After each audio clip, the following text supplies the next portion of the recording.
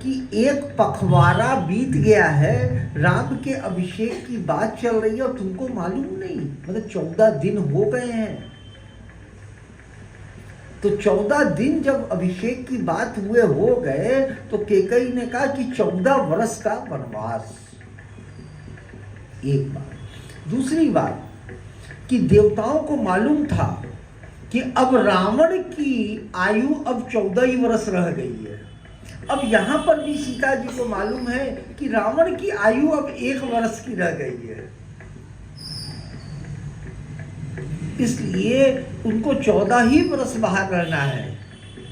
और उधर भरत जी ने भी कह दिया कि अगर 14 वर्ष से 1 दिन ऊपर गया तो आत्मदाह भी कर लेंगे हम।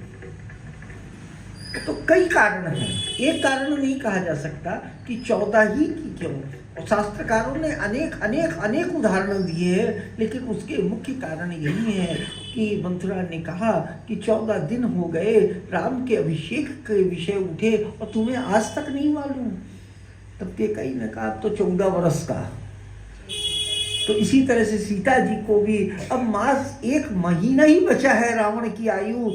मास दिवस मोहि नाथ न आवा, तो पुनि मोहि जीवित नहीं पा। मतलब 1 ही महीना अब रावण की आयु बची है, ये कह रही है यहाँ पर। उसका तत्व सार यही है कि अब रावण की आयु 1 ही वर्ष है।